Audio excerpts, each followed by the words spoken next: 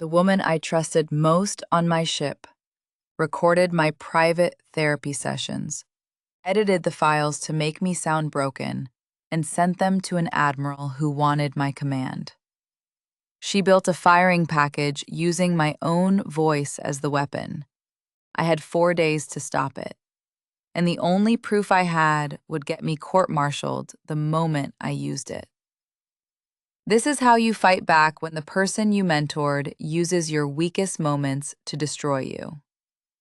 The call came on a Tuesday morning. My boss told me someone had filed a loss of confidence package against me. Loss of confidence is how the Navy fires a commander without a trial. No jury, no witnesses. Just one admiral who decides you are unfit and your career ends that day. The officer who filed it was a rival. I had crossed him 2 years earlier during a budget fight. He wanted my ship gone and my record erased. And the person who gave him the weapon was my executive officer, the woman I had handpicked, the woman I had trusted with everything. I met her 6 years ago. She was sharp, she was disciplined, she wanted to lead. I saw myself in her. I mentored her through 2 deployments. I wrote her fitness reports. I pushed her name forward for command screening. When I took my ship, I brought her aboard as my second in command. She knew my routines, she knew my decisions, she knew my crew, and she knew about the sessions. After my last deployment, I started meeting with a chaplain. I needed to talk through some things I had been carrying: combat decisions, crew I had lost, the kind of weight that does not leave when the mission ends. Those sessions were private. They were supposed to be protected, and I thought they were, because the person who scheduled them, who cleared my calendar and made sure no one interrupted, was her. 3 days before the firing package landed, a communications technician came to my stateroom after his watch. He looked nervous, the kind of nervous that comes from knowing something dangerous. He told me he had been reviewing transmission logs and found something wrong. Unauthorized transmissions off the ship, sent from a terminal in the executive officer's workspace. Encrypted. Routed to an address that traced back to the rival admiral's staff. He had captured the metadata, the timestamps, the file headers, and a partial recording. It was audio. My voice, talking about the nightmares, the guilt, the decisions that still wake me up. Words I had only ever said in private. She had been recording me, not once, not by accident, for months, every session, every moment I let my guard down. And she had been sending those recordings to someone who wanted to end me. The technician handed me a drive with the logs. He said he was ready to testify if I needed him. Then he asked me a question I could not answer. If I used this evidence, would it destroy me anyway? Here is the trap she built. My stateroom is a restricted space. Allowing unsecured conversations there without logging them, without a witness, without following proper protocol, is a violation of standing orders. Article 92, a court-martial offense. The proof I needed to expose her was also proof that I had broken the rules. If I stayed silent, I lost my command. If I spoke, I faced criminal charges. She had made sure either choice would end me. I read the removal package that night, 23 pages. Every page twisted something real into something toxic. My decision to delay maintenance became impaired judgment. A disagreement with a senior officer became emotional instability. An anonymous complaint I had never even seen became a pattern of unfit leadership. And buried in the middle was a statement from her, framed as concern from a loyal officer who only wanted to help. It described my emotional volatility, my inability to handle stress, my refusal to seek professional help. She had taken the fact that I did seek help and turned it into proof that I was broken. The standard for a loss of confidence firing is low. They do not need proof beyond a reasonable doubt. They just need to show it is more likely than not. Rumors work. Suspicions work. A carefully worded memo from a trusted officer works. And the burden falls on the commander to prove the accusations wrong. It is a system designed to remove leaders fast when there is a real problem. but it also punishes the victim and protects the person doing the damage. Because the commander has almost no rights, and the accuser hides behind loyalty and concern. I pulled the ship's security regulations that night. Recording in command spaces without written permission is banned, no exceptions. She had violated that order every time she pressed record. But there was more. Recording devices anywhere near classified spaces carry heavy criminal penalties. My stateroom sits next to the Combat Information Center. We had briefed classified operations in that room. If any of her recordings captured classified material, even in the background, she had not just betrayed me, she had committed a federal crime that could send her to prison. I called my defense attorney at 5:30 the next morning. I told him everything: the recordings, the transmissions, the technician, the trap. He did not lie to me. He said if I used the evidence, I would have to explain why those sessions happened. In my stateroom, without proper protocol, I would face charges. But then he told me something I had not considered. If the sessions were with a chaplain, the recordings were not just wrong, they were illegal under federal law. Military Rule of Evidence 503 makes chaplain conversations absolutely protected. Using them in any investigation or proceeding is banned. Period. If she recorded privileged conversations and sent them to a flag officer, she had not just broken ship rules, she had violated federal law. And anyone who received those recordings, who reviewed them, who relied on them to build a case, had broken the law too. I checked my calendar. Every session had been logged as chaplain counseling, not medical, not informal. I had not thought about the difference at the time. I just wanted to talk to someone who understood the weight of command. But that one detail changed everything. Those recordings were federally protected. They could not be used against me. And anyone who had them in their possession had evidence they were never supposed to see. The rival admiral did not just have my words, he had illegal evidence, and that made his entire case radioactive. I issued a preservation order that morning. I froze every email, every file backup, every transmission log tied to her. She could not delete anything. She could not claim it never existed, and if she tried, that would be destruction of evidence. Another criminal charge. Then I pulled the device metadata. Terminal logs can show exactly which computer was used to record and send files. The technician gave me access logs, door swipe records, camera timestamps from outside my stateroom, login records from her workspace terminal. I built a timeline. The recording started 4 months ago, 2 weeks after the rival admiral's staff first contacted her. I had the email. It was still in the server backup. The subject line was vague. Something about a career development opportunity. But the timing was perfect. She did not start recording me because she was concerned about my fitness. She started because someone asked her to gather evidence. I wrote a formal rebuttal. The regulations say I have the right to see every piece of evidence in the removal package. Not a summary, not a description, everything. I demanded copies of every document, every recording, every source. If they had my words, they had to show me exactly what they had. And if they showed me, I could prove the recordings were illegal, federally protected, and obtained through a deliberate crime.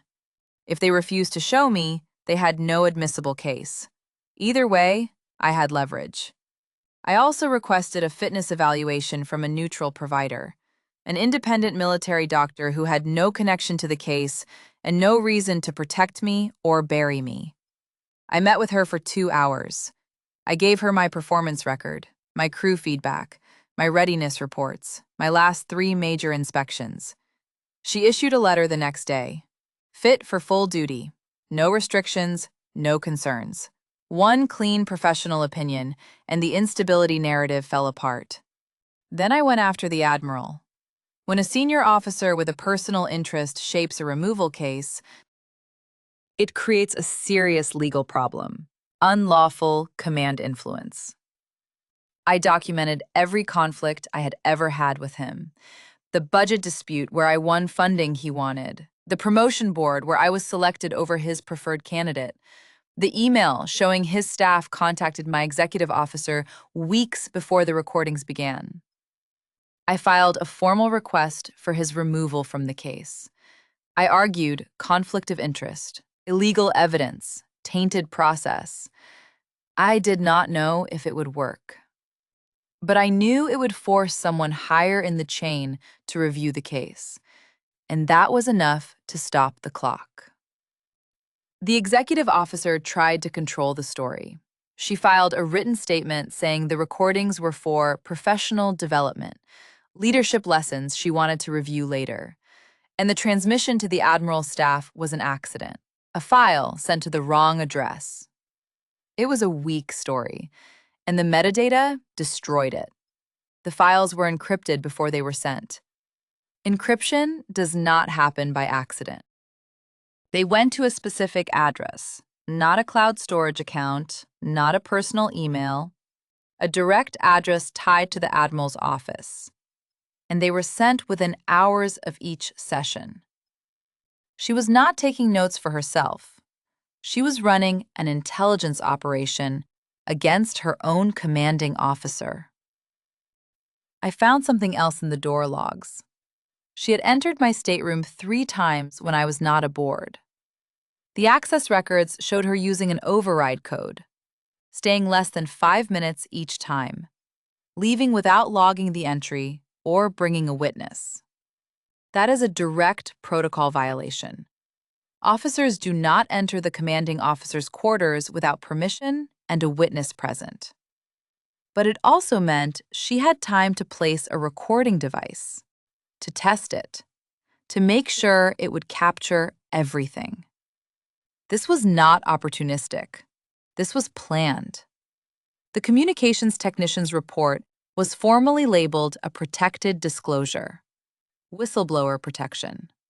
That meant she could not claim he was being disloyal or that he had violated her privacy by reviewing the transmissions. He was doing his assigned job. He detected an unauthorized transmission off the ship and reported it to his chain of command. His duty was to ship security, not to her career. And once the report was classified as protected, it became untouchable. She could not retaliate. She could not suppress it, and it gave the evidence legal weight. I requested independent audio forensics.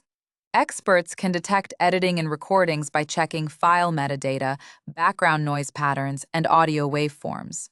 The forensic team found cuts in 2 of the files, sections removed, timestamps altered, background hum smoothed over to hide the gaps.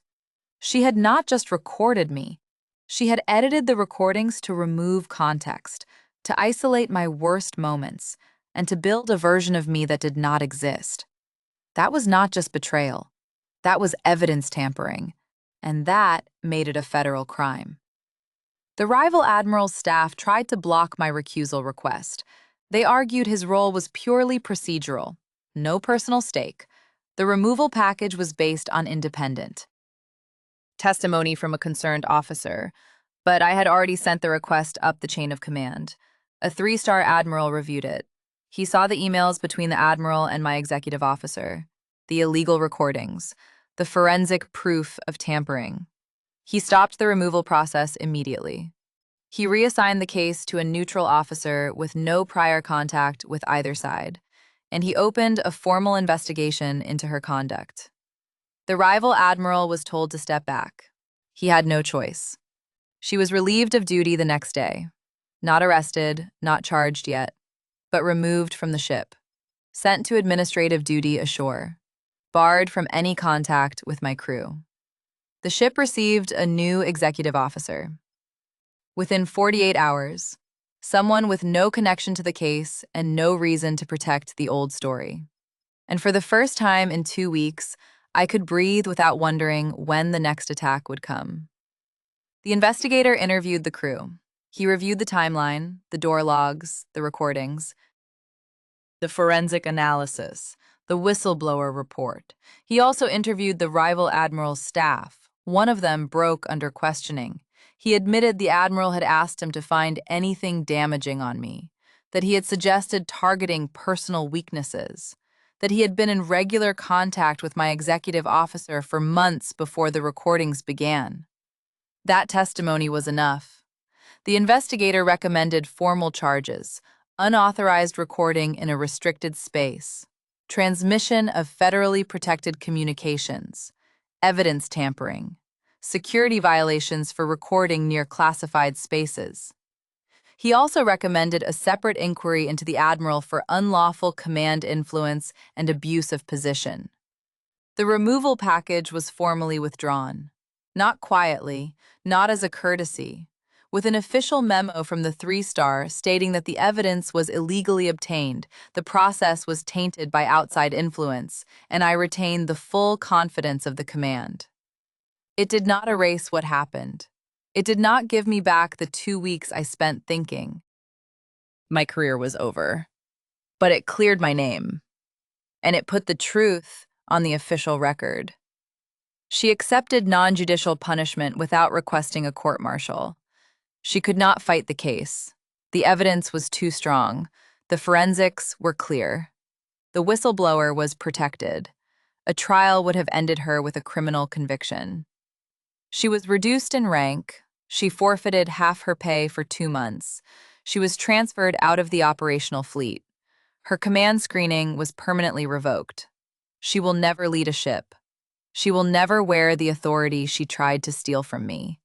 The admiral retired early. The inquiry did not bring formal charges against him, but it brought enough scrutiny and enough documented proof of his involvement that he could not stay. He left with his pension intact, but his reputation was destroyed, and everyone in the fleet knows why he left. I kept my ship.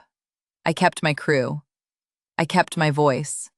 The same voice she tried to weaponize against me is the one telling this story now. If you have ever trusted the wrong person with something that could destroy you, or if you have wondered how to fight back when the system seems built to protect the person who hurt you, know this: proof defeats lies. Discipline defeats chaos. Calm planning defeats panic. And the person who refuses to become what they accused you of being, who builds the case piece by piece, who stays controlled under pressure, is the one who wins. If you have been betrayed by someone you mentored, or if you know someone fighting a battle like this right now, I want to hear your story. Drop it in the comments below.